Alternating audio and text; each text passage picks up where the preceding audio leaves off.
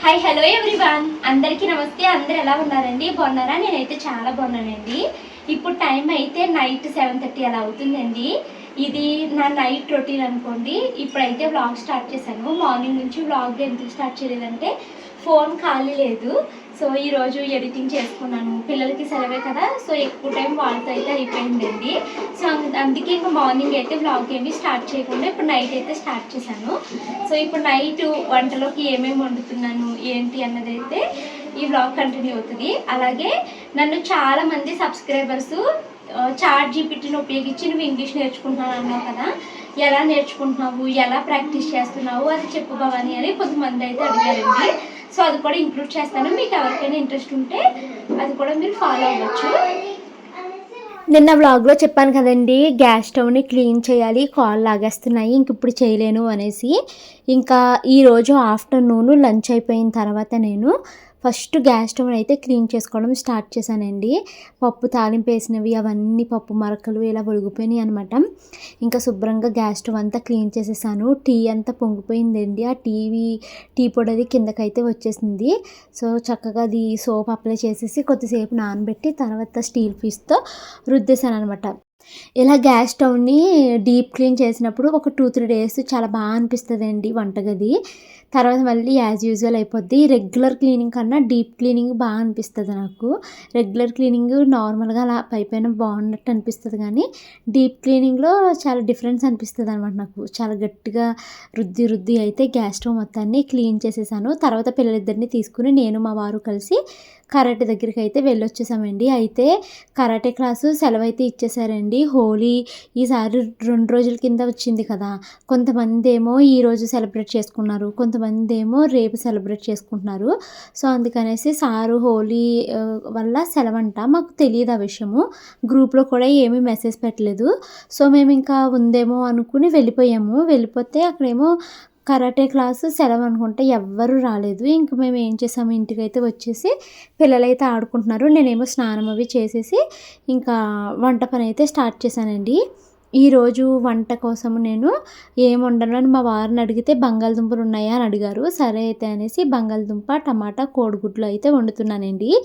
నేను రెగ్యులర్గా బంగాళదుంప అసలు చాలా తక్కువ, నాకు బంగాళదుంప ఎందుకు అంతగా తినబుద్ధి కాదనమాట. దట్టు నాకు ఎక్కువగా పెయిన్స్ వస్తూ ఉంటాయి కదండి. ఇలా థైరాయిడ్ ఉన్న వాళ్ళకి పెయిన్స్ అన్నది కామన్ అంట, చలి ఎక్కువ వేయడం ఇవన్నీ. సో అందుకని నేను బంగాళదుంపని తినను అనమాట, నొప్పులు ఎక్కువగా వస్తున్నాయి కదా అనేసి. మొన్న పలావ్లోకి అవి వేయడానికి ఉంటుంది అనేసి ఒక 1/2 kg బంగాళదుంపలు అయితే ఇచ్చుకున్నానండి. మొన్న బఠానీ బంగాళదుంప కూర వండాను కదా, కూర మా హస్బెండ్కి చాలా బాగా నచ్చేసిందంట. తెలగపిండి పప్పు వండినప్పుడు బంగాళదుంప కూర వండాను కదా, సో బంగాళదుంప కూర వండు అనేసి అడిగారు. సరే అనేసి ఆయన కోసము 4 దుంపలు ఉంటే వాటిని ఉడకేసేసి కోడిగుడ్లు కూడా ఉడకేసి ఇంకా ఉల్లిపాయలు టమాటా మగ్గపెట్టి ఈ బంగాళదుంప కంప్లీట్గా ఉడకనివ్వలేదండి, ఒక 80% అలా ఉడికిచ్చాను. సో ఇంకా దాన్ని అయితే వేసి కూర అయితే వండుతున్నాను. బంగాళదుంప కూర అయితే బాగా వచ్చిందండి. ఇంకా మా మను అయితే మాత్రము ఏ కూర అయినా అంతగా తినదు. ఇంకా బంగాళదుంప అయితే అన్నంలో మెత్తగా కలిపేసి పెట్టేసినా కూడా దానికి తెలియట్లేదు, బాగానే తినేస్తుంది. సో ఇంకా నేను అన్నం అయితే వార్చేసానండి. ఇప్పుడు కూర అయితే ఆల్రెడీ ఉల్లిపాయ ముక్కలు అవి మగ్గిస్తున్నాను కదా, ఇంక ఈ పక్కన బర్నర్ ఖాళీ అయింది కదా, అందుకనేసి నేను కోడిగుడ్లను అయితే వేపించుకుంటున్నానండి. ఉల్లిపాయ ముక్కలు చక్కగా మగ్గిపోయినాయి. ఇప్పుడు దాంట్లోకి బంగాళదుంప ముక్కలు అయితే వేసేసుకున్నాను. కాసేపు ఇవి నూనెలో అయితే వేగిస్తానండి. తర్వాత దీంట్లోకి మనము కొంచెం కారం వేసేసుకుని నీళ్ళు కావాలంటే వేసుకోవచ్చు, లేకపోతే ఇలా వదిలేసామనుకోండి ఫ్రై లాగా ఉంటుందన్నమాట. నేనైతే 2-3 డ్రాప్స్ అలా కొంచెం 2-3 స్పూన్లు వేసాను. ఇదిగోండి బంగాళదుంప కోడిగుడ్డు కూర అయితే వండేసాను. టేస్ట్ ఎలా వచ్చిందో తెలియదు, కానీ వంట పని అయితే పూర్తయిపోయింది. టైం అయితే ఇప్పుడు 8 o'clock అవుతుందండి. ఇంకా మేము భోజనం అయితే చేయాలి. ఇంకా ఈరోజు కరాటే క్లాస్ లేకపోవడము కొంచెం ఎర్లీగానే భోజనం అయితే చేసేసామండి. పిల్లలేమో మేము తినము, నువ్వే తినిపించమ్మా అనేసి అడిగారండి. సో ఇంకా సరే అయితే మను కూడా ఇప్పుడు ఈ బంగాళదుంప ముక్కలు ఉల్లిపాయలు ఇవన్నీ ఏరుకుంటా కూర్చుంటుంది, నేను తినిపించేసాను అనుకో అన్నీ కలిపి పెట్టేయచ్చు కదా అనేసి ఇంక నేనైతే తినిపిస్తున్నాను. ఇలా పిల్లకి అన్నం తినిపించాను లేకపోతే అన్నం తినిపిస్తూ వీడియోలో ఏమైనా కనిపిస్తే ఫస్ట్ వచ్చేసే కామెంట్, వాళ్ళు ఎదిగిపోయారు కదా, నువ్వు ఎందుకు తినిపిస్తున్నావు, వాళ్ళని తినమని ఇలా చెప్తారండి. ఆ పిల్ల తినే పిల్ల అయితే అయితే ఇంత బాధే ఉండదు నాకు. నేను తినిపించే పని ఉండదు. నెక్స్ట్ ఇంకా గిన్నెలు తోముకుంటున్నానండి. గిన్నెలు తోముతూ నేను షాడోయింగ్ ప్రాక్టీస్ అయితే చేస్తున్నాను అనమాట.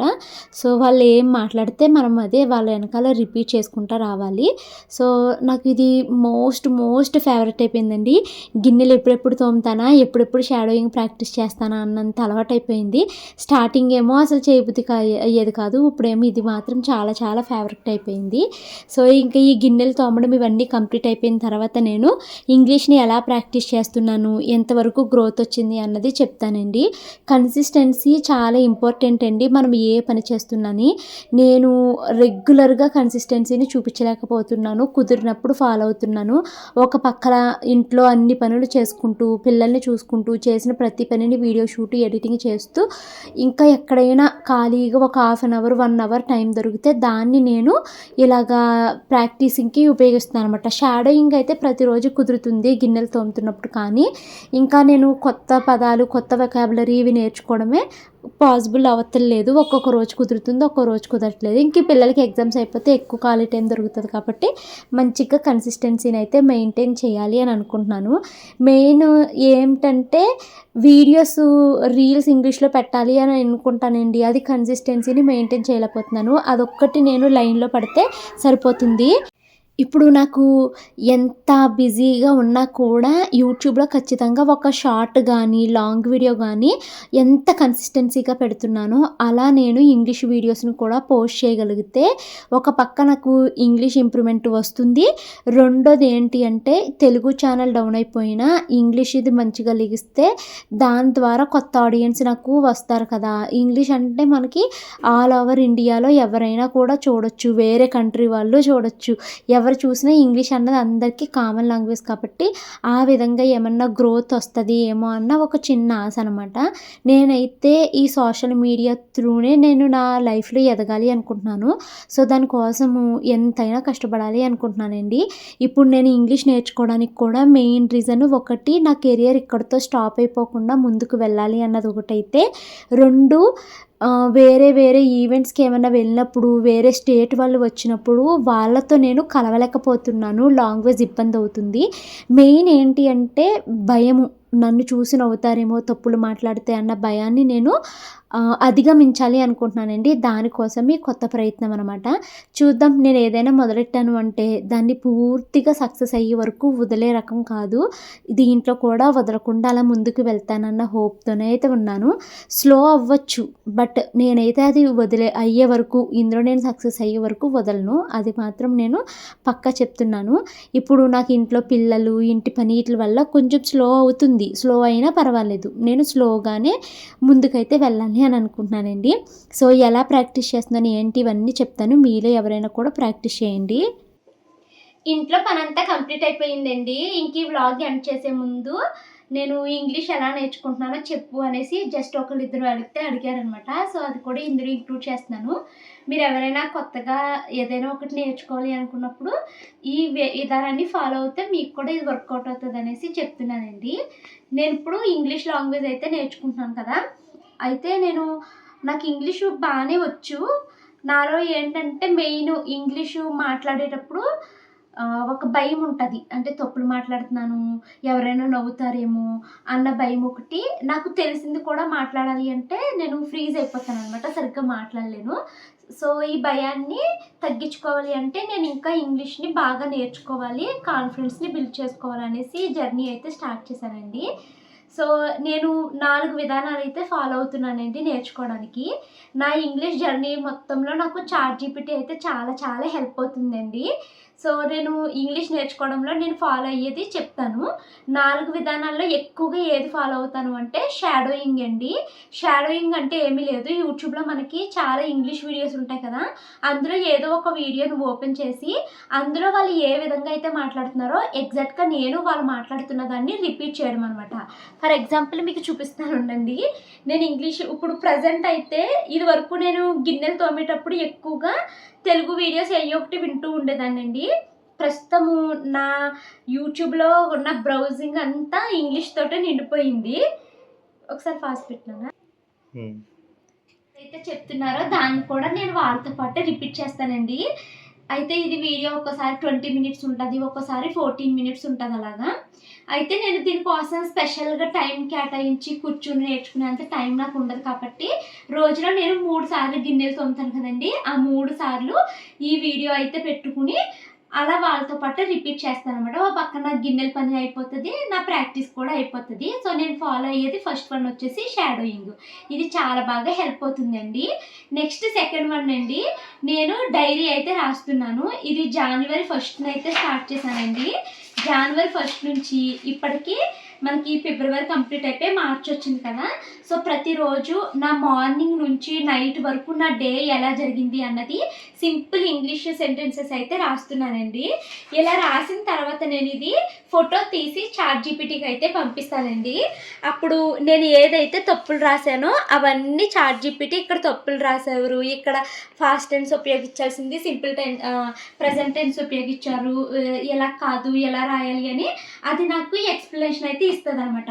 సో నేను ఏవైతే తప్పులు చేశాను అనుకున్నానో అట్లా బ్లాక్ పెన్తో రాసుకుంటానండి. నేను గుర్తుపెట్టుకోవాలి అనుకున్నవైతే ఇక్కడ నేను బ్లాక్ పెన్తో పైన అయితే రాసుకుంటాను అనమాట.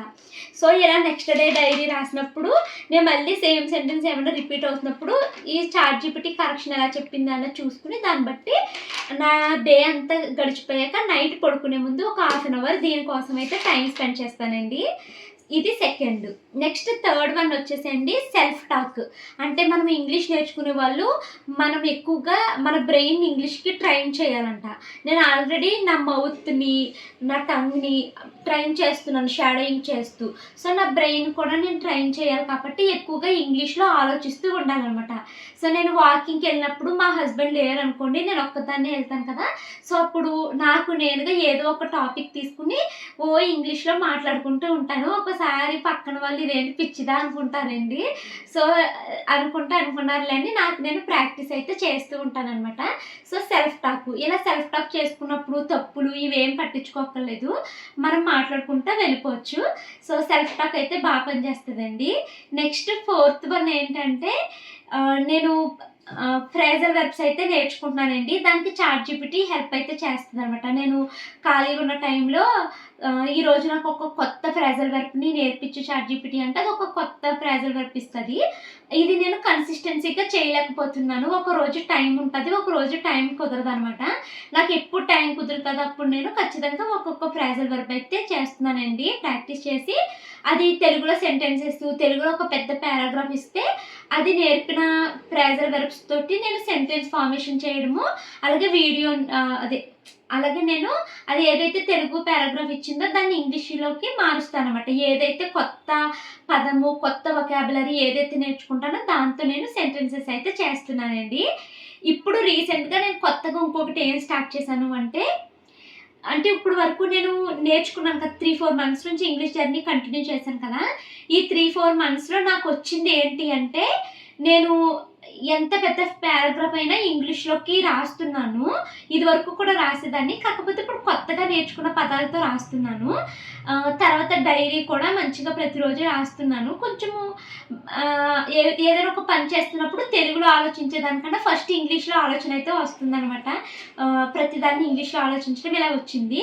అయితే నాకు ఒక్క భయం అయితే ఆపేస్తుందండి. డైరెక్ట్గా ఎవరి దగ్గరైనా ఇంగ్లీష్ మాట్లాడాలి అంటే కొంచెం కాన్ఫిడెన్స్ తక్కువ ఉందన్నమాట. సో ఆ కాన్ఫిడెన్స్ని ఇప్పుడు బిల్డ్ చేసుకోవాలి అనేసి నేను ఏం చేస్తున్నానంటే ఈ మధ్యన నేను కెమెరా ఆన్ చేసుకుని నేను చేసే ప్రతి పనిని ఇంగ్లీష్లో నాకు నేనే చెప్పుకుంటున్నాను అనమాట.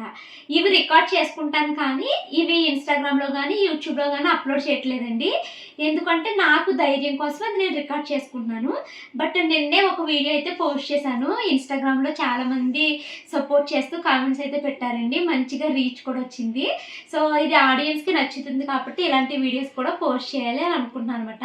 సో నేను పెట్టిన వీడియో ఏంటి అన్నది ఇక్కడ ఇంక్లూడ్ చేస్తున్నాను. Hello everyone, good morning. Today I woke up at 9:30 a.m.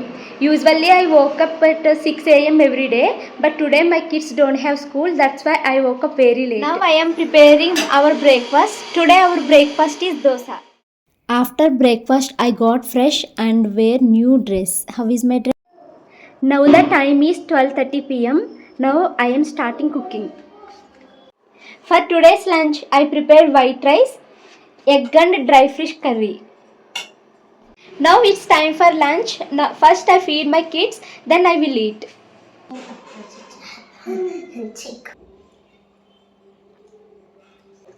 Is it tasty? Excellent. Thank you. Now I am shooting my dress collaboration video. Every afternoon I spend quality time with my kids. Now I am playing with them. Now it's time to help my kids with their studies. What is the brain of computer? Central processing unit is Now my kids have online Telugu class. Every week my kids have 4 online classes like Abacus, Rubik Cube, Telugu, Maths. Bye so bye. ఇదేంటి నేను ఈ విధంగా అయితే English practice అయితే చేస్తున్నాను. ఇది మీకు help అవుతుంది అనుకుంటున్నాను. ఇంగ్లీష్ అనే కాదండి, మీరు హిందీ నేర్చుకోవాలనుకున్నా, తెలుగు, తమిళ్ ఏది నేర్చుకోవాలనుకున్నా ఈ 4 విధానాలు ఫాలో అయ్యారంటే మీకు ఇది హెల్ప్ అవుతుంది. సో ఇది నా జర్నీ. ఈ జర్నీ ఎంతకాలం నేర్చుకుంటానన్నది నాకు తెలియదు, కానీ నేను దీనికోసం ఒక పెద్ద గోల్ అయితే పెట్టుకున్నాను. దానికోసం విజువలైజేషన్ అయితే చేసుకుంటున్నాను. అది అయ్యే వరకు నేనైతే వదలదలుచుకోలేదు. సో ఇదేంటి ఈరోజు వీడియో. ఐ హోప్ ఈ వీడియో మీకు నచ్చింది అనుకుంటున్నాను, హెల్ప్ అయింది అనుకుంటున్నాను. వీడియో నచ్చితే కనుక లైక్ చేసి కామెంట్ చేయండి. Thank you so much watching this video. మరొక మంచి వీడియోతో కలుస్తాను. Until then bye bye, take care.